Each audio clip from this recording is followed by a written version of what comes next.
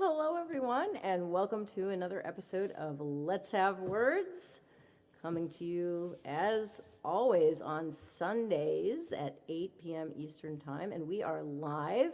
I am your host, Lara Samuels, and we're broadcasting on WWHR Media, Internet Media from beautiful southern New Hampshire. So that's what we are, that's where we're broadcasting from, and what we do here on Let's Have Words is we are a talk show. So we talk about things. We talk about stuff. That's what we do. That's our mission. Our mission is to talk about stuff. I would say the mission runs a little deeper than that in the sense that here at Let's Have Words, we like to celebrate the art of human conversation. Kind of feel like there's been a lack of it in recent years, and we're trying to we want to help to resurrect the idea of face-to-face interaction and human conversation. So, believing, of course, that communication is what keeps us all good. Communication is what keeps us civil.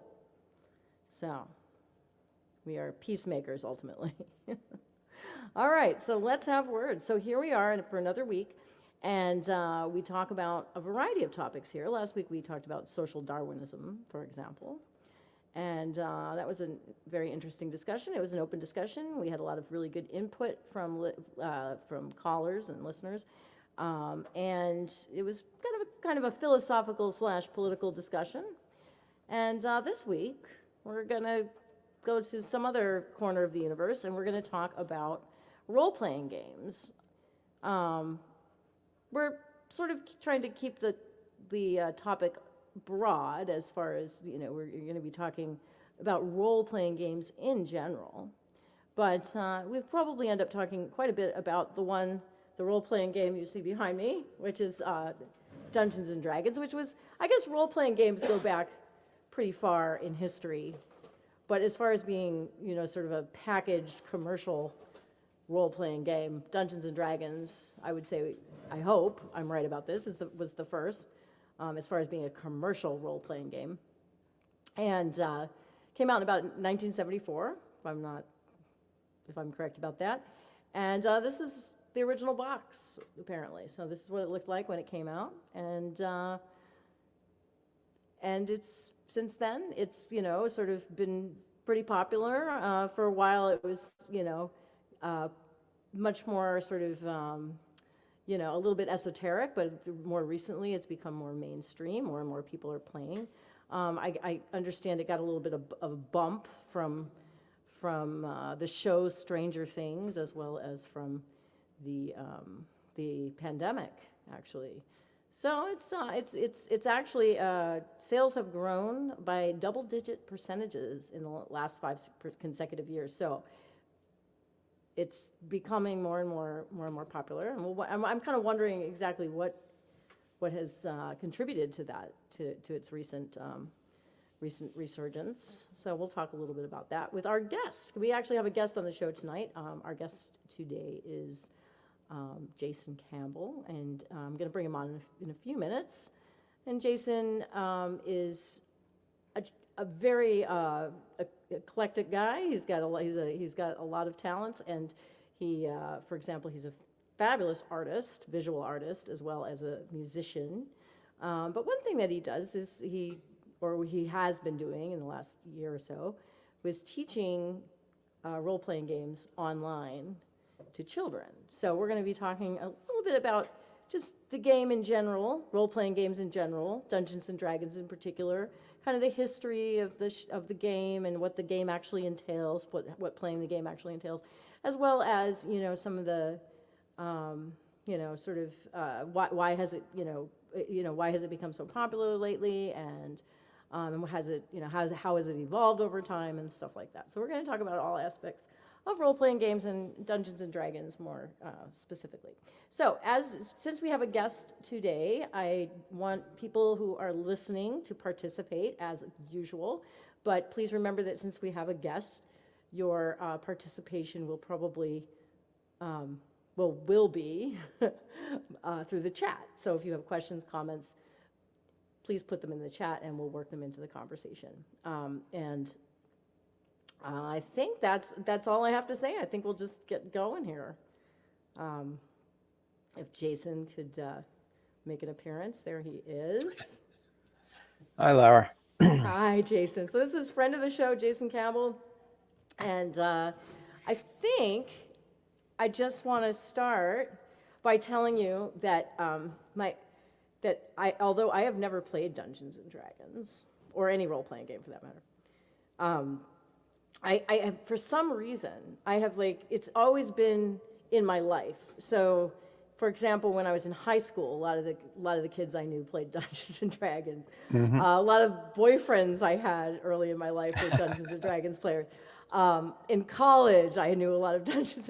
So for some reason, I have been surrounded by this phenomenon, but I have not participated in it. Somebody once tried to teach me how to play, and I was so intimidated.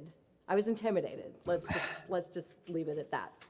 And because I felt very like it was high pressure, you know? Mm-hmm. It's sort of like improv or something. It's like you got to be able to think on your feet, and it was yeah. And I was like, yeah, can we play Clue or something instead?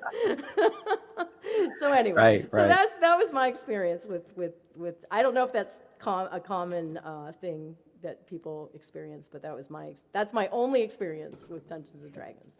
And Yeah. I felt like it was, a little bit intimidating. So why don't we start by just talking about what it is. So how do you play? Like, what are role-playing games? Let's start broad, in general. What's a role-playing game as opposed to other games? Right. So role-playing games, of which, as you mentioned, Dungeons and Dragons was the first and is by far the most famous. Right. Role-playing games are not board games. They're not video games. Sometimes referred to as tabletop role-playing games, although it's not always at a table anymore because we play a lot over the computer. Right. But a role-playing game, when I try to describe it to somebody who's never played the game before, it's not like your standard like video or board games. For one major reason, there's no way to win. Your object is to tell a story, and you have what's for better or worse described as a referee, and then a series of other players. But it's more, for me anyway, it's more akin to if you and your friend sat down to write a novel, but when you write the fiction, each of you only writes one character. So it's just in the dungeon master. It's like a collaborative effort to write. Yeah, to put it's together very a much story. collaborative storytelling. Yeah. So, and there isn't really winning. There is a way for your character to die, which you could look at as losing, but if your character dies, you just make up a new character. So, and the story goes on. So.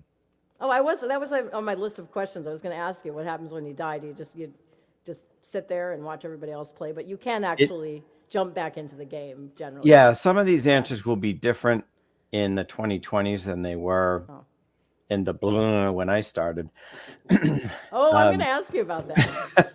But yeah, it's very much about, everybody at the table having fun. And it's not that fun to watch everybody else play. So when your character dies, you almost immediately make up a new character, and we find a way to insert your new character into the story.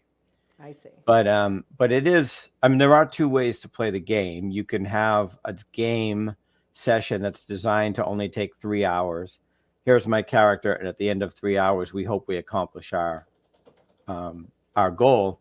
But it's more common to run what we call a campaign, which is a long form story where, unlike a board game, when you're done Monopoly at the end of the night and you take it out next week, you start again. Right.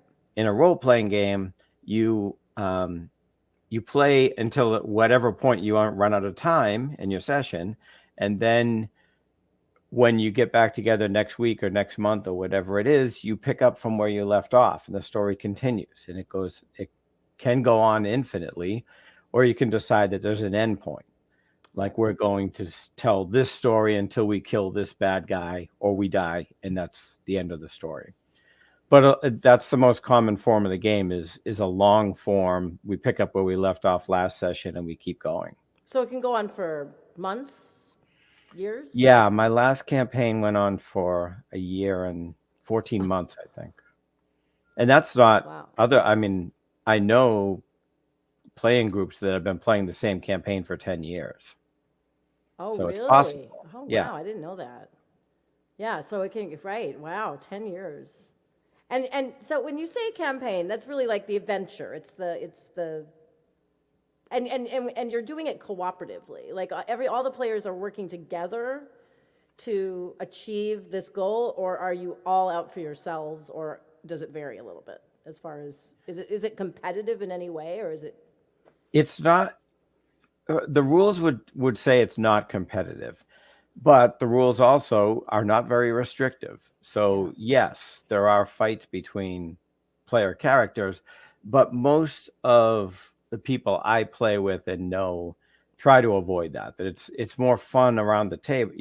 If you get into a fight between two player characters, somebody's going to lose, and it's not going to be fun for that player. Right. So it's much more fun if we're all cooperatively working towards the same goal. At least that's the general theory. Right.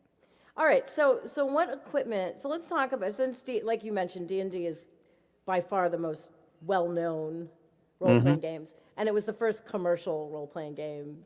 So so let's talk about that game in particular. Like, what do you need? Like, what do you bring with you to play? Dice. The minimum that you need would be somebody has to own the rule books. I but want to ask you about these rule only books. only one person really needs to own them. You can then share at the table. So you're basically looking at a rule book, dice, and pencils. And if you've seen Stranger Things or watched anybody else play, you've seen that we use these really odd looking dice. Right, they're multiple. They have multiple. Yeah, sides. it's all the basically all the polyhedron. If you remember back to the old geometry days. Yeah. So you've got that's what when you play a board game with somebody who's a D&D player, they'll say, "Can you hand me the 6-sided dice?" And you'll look at them like they're freaks because all dice have 6 sides. Well, not for us. There's a 4, a 6, an 8, a 10, a 12, and a 20. And that's just so we have different ways to different odds of different things happening. So different dice, a D20, Dr. Aspen says. Okay. So the different dice have different purposes. Like they're for specific things. Yes. Each die is for a specific. Right. And like, what would you use them for? What would you use a die? Just give us. Well, the game has changed over time. We're looking at 6 different versions of the games in the last 50 years. So when I started playing in the early days, we used dice it was almost random. We used dice for all different dice for different things. Now the D20 is used for almost everything. Okay. Because the game rules have changed over time. So I know you use it for to determine your character's strengths and weaknesses, right? That's one thing you use them for. Right. So your character is defined by a few things, but the prominent thing is ability score. So how strong you are, how smart you are, how charismatic you are, how wise you are, those kind of things. And those are all determined by rolling 3d6 and adding them up. But then when your character gets into combat against a monster, bad guy, whatever it is, you have to roll the d20 a few times. The first time, everybody rolls, and the person with the highest roll gets to act first in the combat. And then you have to determine if you're going to swing a sword or cast a spell. You have to determine if you've hit, and you need to roll as high as you can on a d20 to do that. And then if you've hit, you have to determine how much damage you've done to their character. And that uses any number of dice, the damage roll. I see.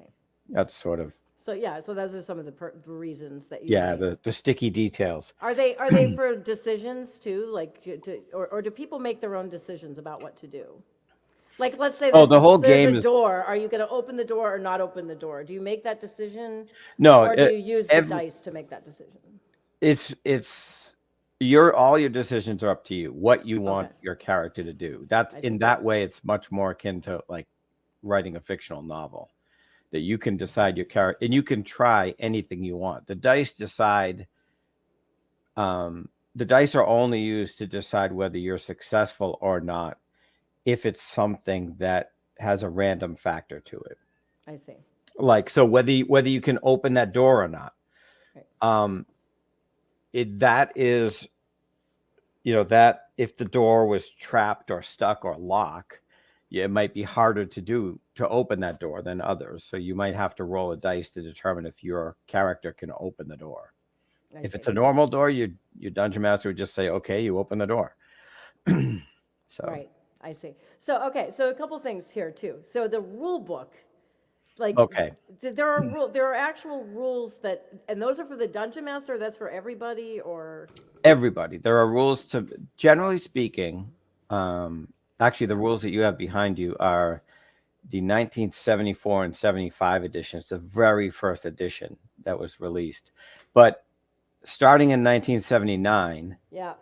what we would call first edition, Advanced Dungeons and Dragons, was released as hardcover books. And from that point on, every edition of the rules requires 3 books. The advanced version requires 3. We don't use the term advanced anymore. We don't use that anymore. That gets Sorry. into the history of the companies and all that. Oh no. Okay. But every edition has 3 main books. The Players Handbook, it tells your players how to make up a character. Okay. The Dungeon Master's Guide, which has changed over the years. It has just some rules that only the DM would need. And then a monster manual, which tells you statistically what all the monsters are. So here's a demon, here's a goblin, here's a troll. Right. And the differences between them. Right.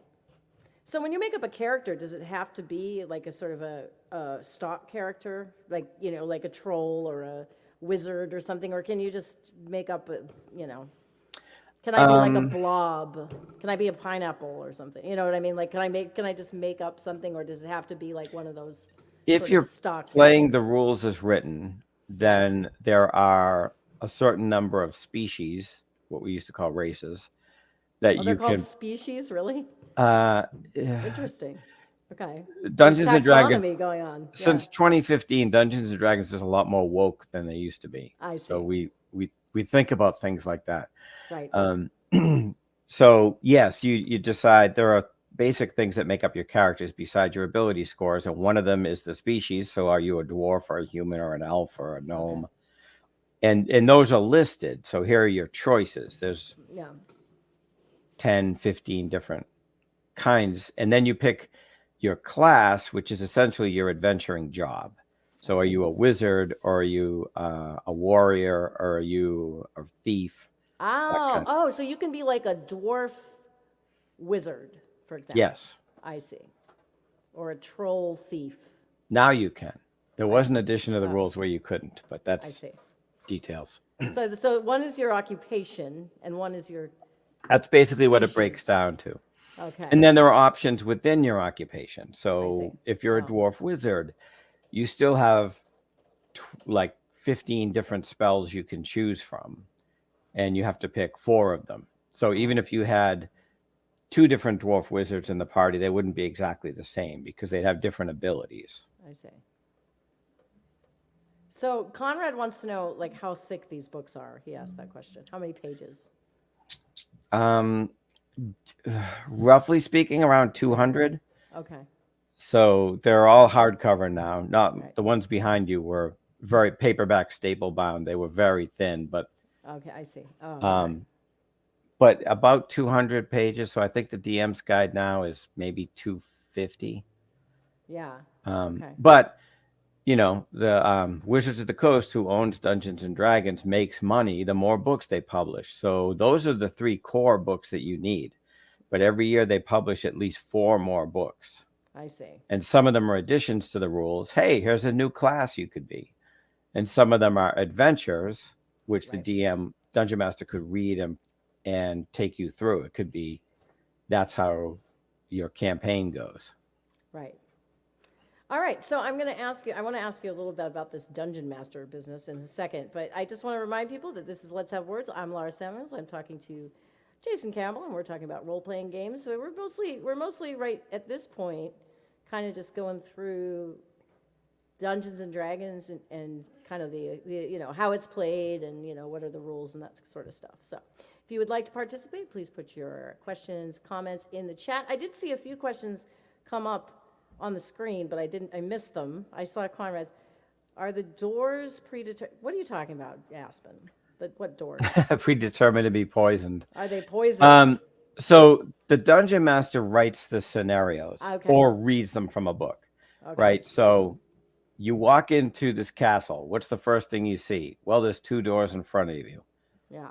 And then you decide which one you pick to open. Whether one of them has a poison trap in the handle, that depends on what I've decided in advance. But I'm not deciding what happens because I haven't decided that you're going to open that door, or you could look for the trap. Right. I've just presented the scenario as the dungeon master. But you've decided, like, what happens if you open the door, what happens if you don't open the door, what happens? You've decided, like, what are the different possibilities. Right. Yeah. So what happens in the story is much more up to the players, but what can happen, the possibilities, is sort of defined by the dungeon master, usually. Not every role play. We're still talking about Dungeons and Dragons. Yeah. Not every role playing game is like that. There are a few that are really out there, and some of them don't have a dungeon master at all. I see. Okay. Okay. Let's talk about that. Before we get there, though, I do want to ask you about the dungeon master.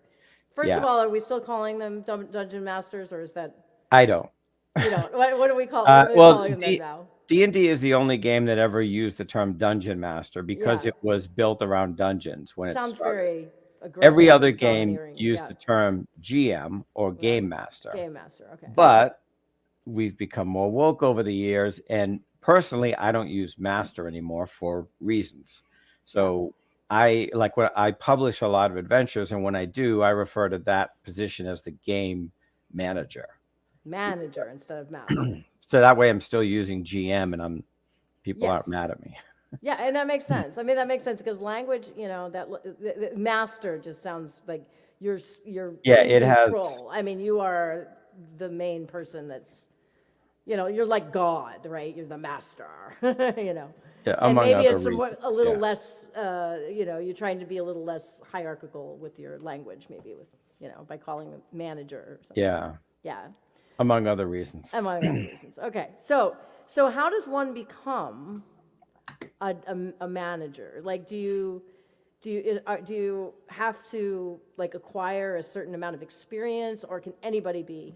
Anybody can be. Anybody. You can just decide I am the manager. It's widely seen as credentials. Right. There's no test or anything. Right. It's widely considered the most intimidating. You were talking about the rules being intimidating, and they can be. Yeah. But I know a lot of people who have played a lot of years and are still intimidated by being DM.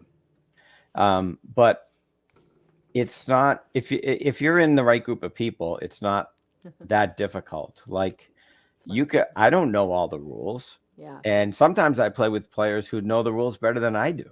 Right. And that's not intimidating for me. I'll use the players. I'll be like, hey, does that work this way? Because we're all there to have a good time, including the DM. Right. The DM is just another player, so it's important. It's important that you don't. Everybody's on the same level. You're all participating. Yeah. You're all right. So does the DM come up? So there are I just want to make sure this is clear. So there are established like prefab campaigns that are out there that you can but you can also just make up your own. Like DMs can just make up their own, but they make them up in advance. They're not making them up on the fly. Like they've already. And there's a current discussion going on in the community about that. But but there are 2 basic ways you can run it. You can run a pre-published module or adventure, which is a hardcover book almost the same size as the rules. And it just tells you where you start and what happens next and what can happen, and has maps and everything else. Or you can do what we call homebrew, where the DM writes everything themselves. Most campaigns are somewhere in the middle. Like you say, you've published a bunch of them, so those are. But the ones I've published are like 20, 30 pages, not these large hardcover ones. I see. Most of what I've published is designed to be done in one night of three hours. Oh, I didn't mention that. Your average game is going to run 2.5 to 4 hours Right. a night. So Every night. So even the ones that go on for 10 years. So this is what you should, when you go to play a game of Dungeons and Dragons, you expect to spend 3 hours. all my games run 3 hours. 3 hours. I think that's too. I try not to go over that. So what are some of the other role playing games besides D&D? So the first thing that happened, Dungeons and Dragons, 1974, J.R.R. Tolkien was a big deal. These games grew out of something called not war playing game. Yeah, like a war playing game. Okay. There were games where you would simulate battles, like mostly historical battles. It was like Risk, but much more complicated. Okay. And you do this with figures. So these few people, namely Gary Guy Jackson, Dave Arneson, said, that Lord of the Rings thing is pretty cool. What if you could be like a wizard? And what if instead of dealing with thousands of people at a time, we just had one character? So that's where Dungeons and Dragons came from. So it's sort of modeled after these war games. But it was very much tied into the genre. It wasn't just a set of rules. It was a set of rules for fantasy role playing where you were approximately medieval setting, except that you had magic and things like that. Right. So the first thing that happened was other settings. So, then 1977, Star Wars comes out and Battlestar Galactica right after it, and it's Close Encounters. So it wasn't very long before Traveler came out, which was basically Dungeons and Dragons in space. It was role-playing games for science fiction. And then there's a post-apocalyptic game, Gamma World, and the company that owned D&D at the time, TSR, tried everything, and some of them are hilarious. There's Boot Hill, which was a Western game, which was semi-popular. There's Top Secret came out, which was a spy game, which was a big flop. And there was even a gangsters, like a 1920s style called Gangbusters, which I don't know anybody who ever played the game. So, but they all follow the same basic format? So back in the day, this is in the early 80s, they basically were all copies of D&D, just in different genres. There were a few changes here and there. Oh, we don't have 6 ability scores. We have 4 or 8 or whatever it was. We don't use strength. We use speed, whatever it is. But they were, they were all very similar. But in the 1990s, there was a period where Dungeons & Dragons was not very popular, and the game that overtook it was called Vampire the Masquerade. And this is the same time that all the kids started wearing black makeup and dying their hair black. We had goths, right? Yeah. And that was a very big thing, and there was a lot of cosplay involved in it. And this is where telling the story became more important. And since then, even more games have evolved. I have a game that I'm looking to run. What the heck is the name of it? Blades in the Dark. I just got this one. It's a newish one, and it is entirely you don't have an adventure set ahead of time. Yeah. There's a referee to administer the rules and decide what happens, but the players have as much to do with it as the referee. Right. And there are games with no referee at all, where you just have a very basic rule set. My favorite game system right now is not Dungeons and Dragons. Oh. It's a bunch of systems published by a company called Monty Cook Games. Mm-hmm. They're all based on the Cypher system, and it's a very, very simplified rules so that you're focused on the story, not on let me roll this dice to hit you with a sword. Let me roll this. D&D tends to devolve into a bunch of dice rolling combat situation. Is that right? Okay. But Cypher system is built for character development and things like that. Yeah, it's very and there are a lot like that. There's one game that I haven't played it yet. There's one game called 10 Candles, And you can't play this game online because you have to be in a room where there's only 10 candles lighting the room. And every time something bad happens, you have to blow a candle out. And when the last candle goes out, everybody dies. And it's like a horror game. Yeah. A mystery horror game. And that is the way you go into the game. There is no surviving. There is no come on next week and play where we end up. Everybody Gonna die dies at by some definition. point. All the candles are going to be blown out. So there's a lot of variations now. There's also a game. No idea all this was going on. There's also a game that's sort of like Dungeons and Dragons, where instead of rolling dice, you use a Jenga set, and every time you need to determine something, you have to pull a block, and then when the block comes down, everybody dies. Well, all these variations, that's really interesting.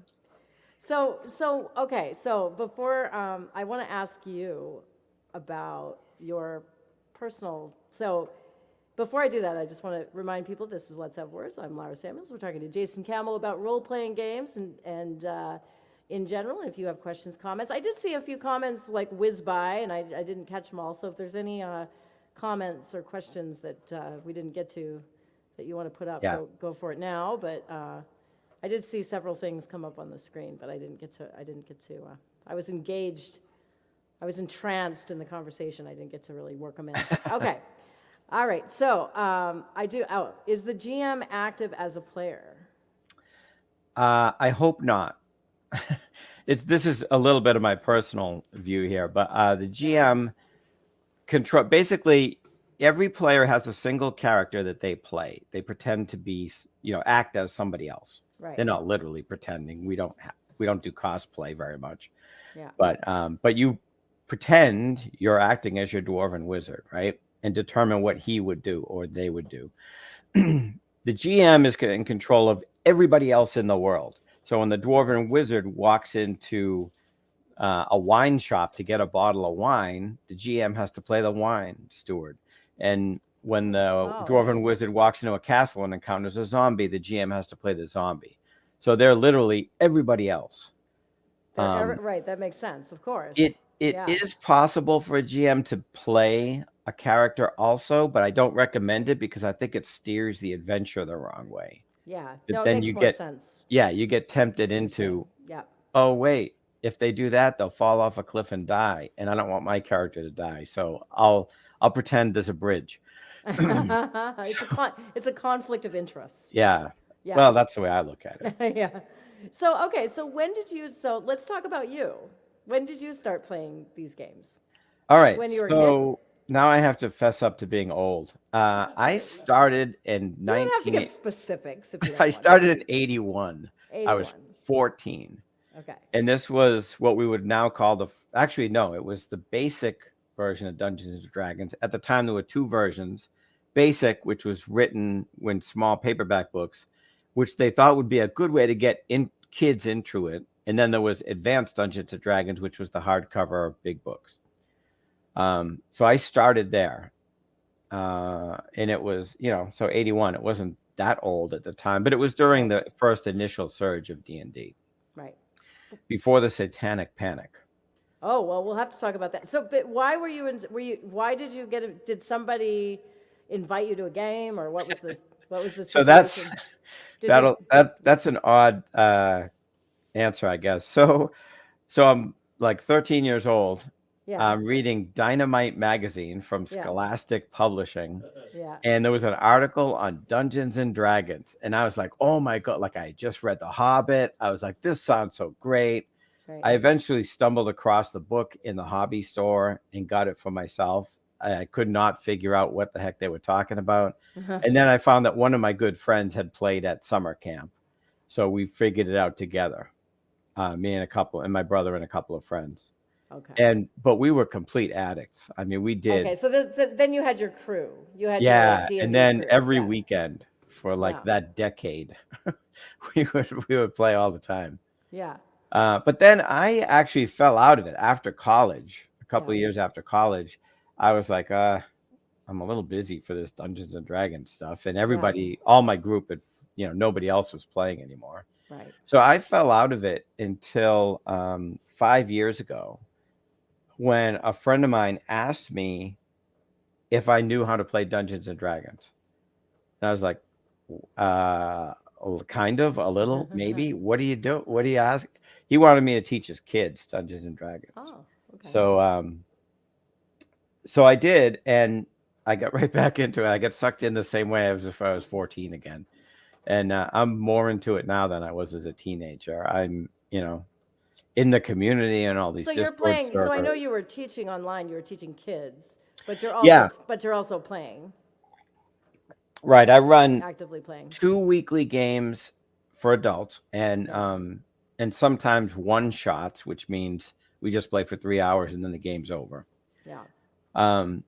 But yeah, well, I was teaching at an online school for a while, and I taught D&D, and at that point I was running.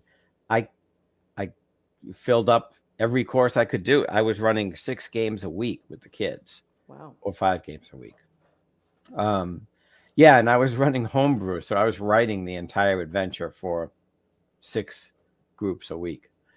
And they were like 11 to 14. Sometimes I would do if I got enough interest, I would do a beginners group for like 7 to 10-year-olds. But at 7 and 8, some of them are ready for it, and some of them really aren't. Yeah. So you just have to be careful. Right. So who plays? Is it it's kids? It's mostly kids, but adults play. So everybody plays. There's adults playing this game, kids. Yeah, everybody. I would say in the 80s, it was much more geared towards teenagers. There were adults playing the games. There were small game conventions where adults played. Right. But it wasn't as big a thing. It's this, the current edition is, we call it 5th edition, came out in 2015. And this edition has roped in adults like no other edition has. It's become, I had to hide the books when I was in school because we were nerds and we would get beat up by the jocks. Now it's almost cool. Verging on cool. Yeah. Yeah. It's much more mainstream now than it used to be. Right. So a lot of people are playing. So which is you good attribute because that mostly to Stranger Things or to COVID or to both, or what's causing this sort of mainstream effect? That's occurring. There's a few reasons for it. Oh, by the way, I should say, so there's been 6 editions. This is currently the 5th edition because the ones behind you we call 0 edition. Okay. But this edition, 5th edition, has sold more, and I don't have the exact numbers, but it's sold more than all the previous editions combined. So that's how popular it is. Right.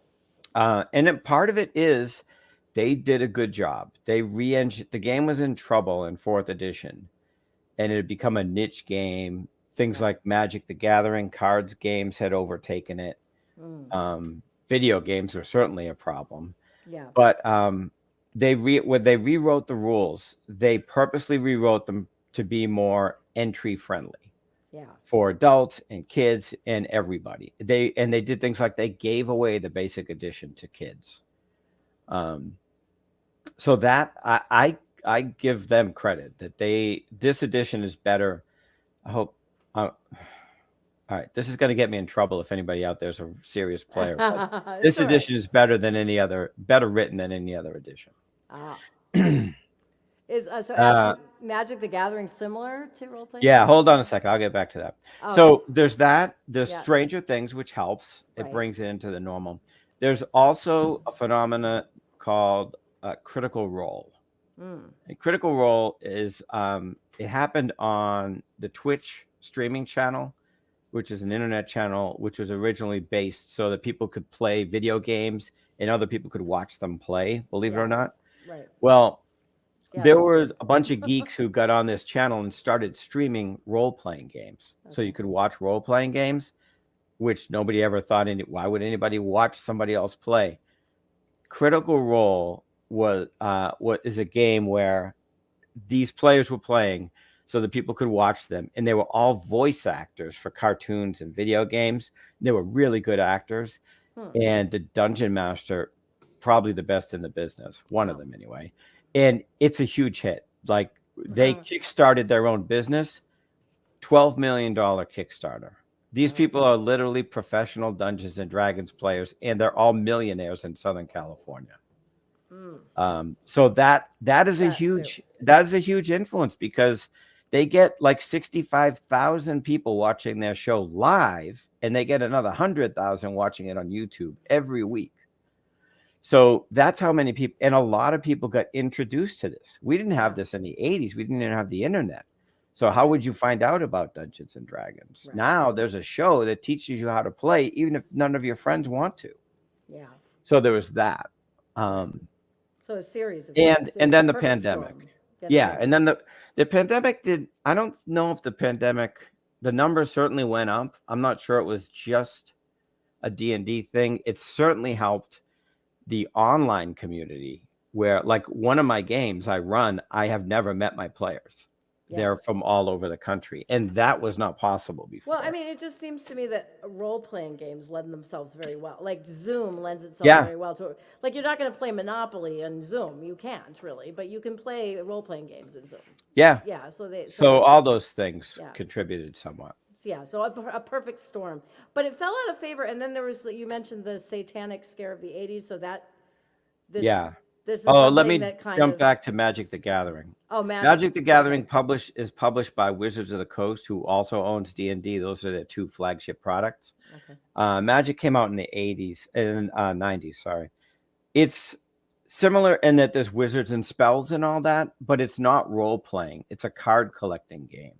So you do play it, and you do have this combat with magic and stuff, but it's not really, you're not really writing a story like in Dungeons and Dragons. Your character is more about what cards do I have in my hand, and what spells that tell me what spells I can cast.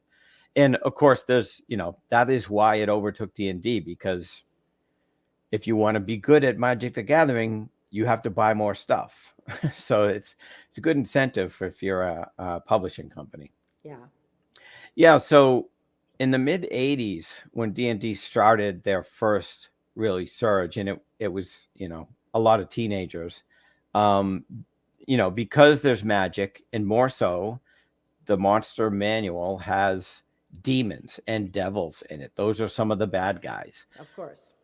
So, there were a lot of conservative types who didn't read into what was going on and just assumed this was evil. Right. And that was a good story, much more so than actually figuring out what was going on. So, there were places where D&D was banned. You couldn't, the books weren't in the libraries. You couldn't play it in schools. I was lucky, and we actually had a D&D club in my school and at my library. But there were times when that was a big problem. And you could still go, if you go onto YouTube and search this, we call it the Satanic Panic. And if you search it, you can find like news stories from back in the day, and they're really funny. So were people actively trying to, so there were like parents groups or whatever that were trying to book burnings and banning it from bookstores and all kinds of stuff. And then there was like some suicides that were linked to it somehow or something like that, right? And there was but not really. I mean, they were just Rona Jaffe wrote a book called Mazes and Monsters as a riff on D&D, and they later made a TV movie out of it, and it was about a kid who was so consumed with Dungeons and Dragons that he ended up I think he almost committed suicide, and not quite. Right. And Tom Hanks is actually the kid. He was like 19 years old or something at the time. No way. But there were cases where, people, there probably were cases where they actually did commit suicide. Well, And, I mean, I know that some people, like in the 80s, when I was, you were about the same age. In the 80s, when I was a teenager, I knew a lot of people that were so engrossed in it. It was almost like their reality or something. I mean, it became much in the same way that some people get really involved in video games. I mean, it certainly wasn't the majority of people, but some people, it just seemed like it was more, it consumed their whole life. Right. But this is the same time that we had those, we had the people going up to Congress and trying to ban heavy metal records because they were satanic. I know, and they were causing heavy metal suicides and stuff like that. So, Right. Yeah, it's Yeah. a lot There's easier always that crap. to Yeah. blame public media than it is to actually find out what's going on, because these people need help. And Right. it's not about There's, whatever they latch onto. It's right. about, Yeah, exactly. Right. No, it's an ongoing yeah. problem in a lot of areas. Yeah. And there was a time because of that, Yeah. I think it was late 80s, early 90s, where Dungeons and Dragons stripped all the demons and devils out of their books. So really? Yeah. So they The- succumb to the pressure. yeah, second edition, I think, does not Oh. have demons and devils. And then And there they was were also a like, book fuck where, this, and they brought them all back yeah, well, yeah. eventually. Yeah. There was also Yeah. a book called There's the censored Deities and version. Demigods, Yeah. because you obviously couldn't have real gods in the game, so they would Oh. just, your priest character would worship Zeus, right? And that got some, why are we worshiping all these old gods? They're not worshiping the right God, and so that got problematic too. Yeah, it's just a game, people. Come on. So, I read that 40 million people play D&D right now around the world. It's a global phenomenon. So it's very, very, very popular now. Like super popular. It's amazing to me that many people play. So, what kinds of people do you think are so now? It seems like it's much more diversified. There's a lot more people. Maybe there's a lot more interest in for women, and I don't know. It seemed to me that it was primarily a white middle class teenage boy kind of a thing for a long time, but now maybe it's a little more diverse in sort of its demographics. Very much so. Yeah. I don't think, I'm trying to think, have I ever? So when I was growing up, there were no girls who played the game. We were teenagers. We would have died for girls to play the game. You wanted the girls to come. But no, it was all us geeky boys. Right. Pretty much, yeah, all white geeky boys. Yeah. But I can't think of a time in the last 5 years when I haven't had at least one woman at my table. Yeah. More often than not, and quite a few, all different people. Well, I can't even say, I don't even know some, as far as like racial diversity. Yeah. The games I play online, I don't even know what, quote unquote race some of these people are. I don't worry about that. Right. But it is true. There are a lot more women playing the game, and I credit it to all the things we just talked about, that the game is much more open now. Everything else, did you actually want girls to come to your games when you were, or was it more like it was your secret boys club kind of a thing? But you didn't. We didn't. At least the people I know weren't gatekeeping. We just didn't. But we did think of it as this is something that girls wouldn't like. So it didn't surprise us that girls didn't play. Right. But yeah, I mean, look, Dragon Riders of Pern, all these books, all these fantasy books were written by women. So I don't know why we thought that was different.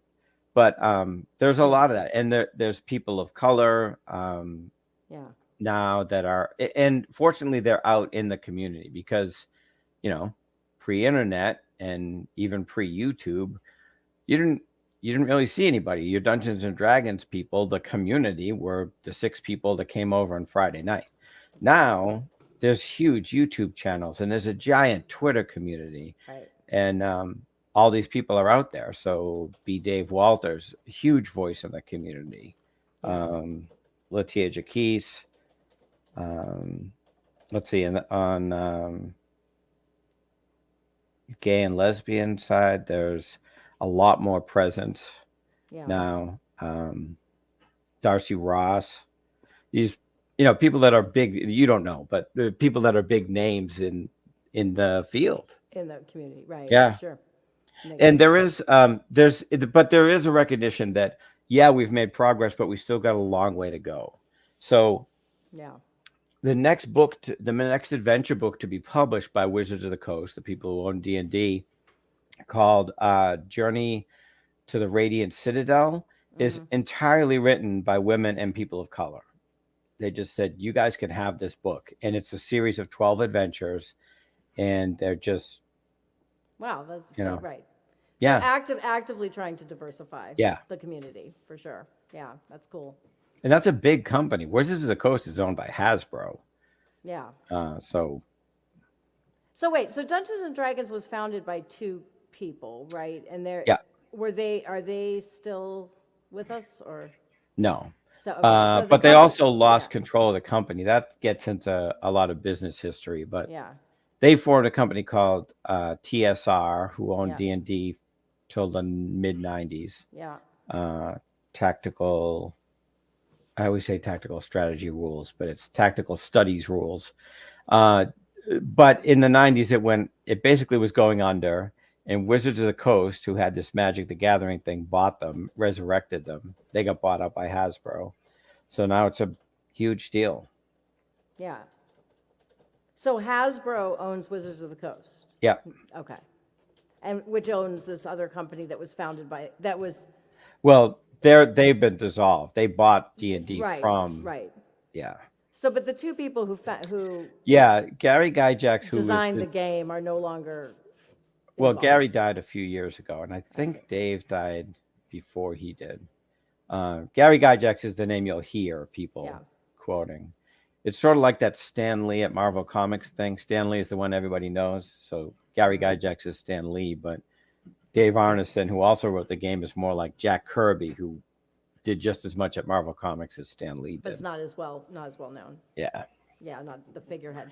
All right, so we don't have that much time left. So I do want to ask you, because this is very interesting to me. It seems to me that playing this game would develop certain skills for people. Like for example, it definitely is an imaginative game. So it definitely helps you to use your imagination. It's definitely like social skills maybe. So what do you think? What kinds of skills do people acting skills even? I mean, to me it seems like theater in a very big way, but you're to some degree. I mean, I know there's a lot of dice throwing and stuff, but still you're still acting, Right. playing a part. And so what kinds of skills do you develop playing this game? Right. Well, sometimes the game itself can help you develop skills like creative thinking, thinking on your Problem feet. solving, yeah. And also, now that there's this element of streamed games where you can watch somebody else play the games, most of the most successful streamed games are improvisers or actors, right? So we're learning from watching those too. If you're really into those shows, you're learning. So there's a lot more. Like when I was young, my dwarven wizard talked like this, but there's a lot more about like voice acting kind of thing. And because we see that in the YouTube videos, there's a lot more people who try that a lot more and kind of get out of their shell. But there's also, there's the social aspect too, which I had to think about a lot when I was teaching teens. That I had a group of 6 kids all online, and 2 of them would inevitably, could be any 2, but 2 of them would inevitably take over the conversation if I let them. And I had to make sure that I gave space to everybody. And some of them didn't want it, but you have to give them the opportunity. Yeah. And over time, a lot of those kids that were a little bit shy because they didn't know the rules or they just weren't that loud of personality got to influence things. Yeah. And some of them had brilliant creative ideas, and when you recognize that, it's you're influencing. Then they get a little bit more proud of themselves and a little more self-confident. Yeah, a little bit of confidence, right? Yeah. And also I think, and just cooperation. I mean, it's very like, I think the lesson, or from an objectively, the lesson it seems to me in playing one of these games is that to be successful, everybody brings something to the table. You've got all these different characters; they have different strengths and weaknesses. Everybody's contributing. Everybody brings something to the table, and you need everybody to solve the problem. Right. That's a really beautiful message, I think, and a life skill that people need to understand that's how you succeed in life too. It's not like it's just one person, charging forward. Yep. It's like we all work together and, we all bring something to the table. And I think that Seems to me that's And it's more important now than it ever has been, right? With Yeah. how important like networking is in the real world. yes. Well, you're Yeah. sort of learning this in a microcosm. Yeah. Yeah. And teamwork, and Yeah. yeah, seems like you get a lot out of playing it. A lot of transferable skills from playing the game. Yeah. For me, I learned time management because I run There so you many go. games that have to be done by 3. Yeah. There you Like go. my Yeah. meetings now, when I run meetings at work, Yeah. they're Yeah. right on. They're right on. For Jason, so Conrad wants to know, when did D&D become international? Yeah, the international part is a struggle. Like Wizards of the Coast just last week announced like a Portuguese version of some Yeah. of the rules next year. And everybody was like, what do you mean there's no Portuguese version? It's just not as international as we'd like it to be because translating rules is very hard and they haven't gone out there. So, it's very difficult to make these rules translate in, in India there are 30 different languages that are spoken. So how do we sell that book there? Right. So making it international is very difficult. It's tough, just the translation and piece It's of it. yeah, it's really only the current version. I mean, there were French and Spanish versions going back into the 80s, but not very many. And in some cases, the rules were never translated. You've only got those little modules that were translated. Right. So I would really only credit it as the last 10 years that there's been a push to be international. Interesting. All right. Well, we only got a couple minutes left. So any final thoughts, like anything you want to say that we didn't get to, or anything you want to leave us with? Any final words of wisdom? I don't know. Well, I just think if anybody out there is sort of interested in the game and not, there are, look up in your town. There's probably a local game store. A lot of game stores now have tables in back, and they play Dungeons and Dragons on Tuesdays or Fridays or whatever it is. Right. But you can also go onto Discord, a website, and you could have your own server, and there are millions of, maybe not millions, tens of thousands of Dungeons and Dragons games out there on Discord that you can find. And do you feel like they're pretty accepting of new people? Like if somebody just wanted to try it out, would they be receptive, do you think? Or most of them are. Well, maybe I'm just lucky, right? Most of the ones, like some are. Yeah. I said, I enjoy playing the Cypher system game more than Dungeons and Dragons. Well, there's a 4,000, 5,000 person Cypher dedicated server, and we go out there. Those of us who actually run these games, we try to get new players. We search out the new players because we kind of think it's our responsibility to teach new people the game. Yeah. So I think there are a lot of servers like that. Interesting. All right. Well, that was Jason. Thank you so much for coming on. I feel like I have more questions, of course, and it was a really fascinating discussion, and I appreciate people's comments. And I just want to remind people before we go that Let's Have Words. We're with you every Sunday at 8 p.m. Eastern Time, and I'm your host, Lara Samuels, of course, and we are always entertaining and looking for people who want to come on to the show, just like Jason did tonight, and to talk about stuff. So if you have a topic or if you would like to come on the show, it's a nice environment. You can do it from the comfort of your home, and we're just about having conversations. So any topic, if you have a topic that you think might be good for this show, we will definitely entertain the possibility of having you on. Please write to us at wwhrmedia@gmail.com. And we're here every week. Let's Have Words is signing out. And remember, keep those lines of communication open. Let's have words. Let's have words. Say what it's all about. We're gonna say what it's all about.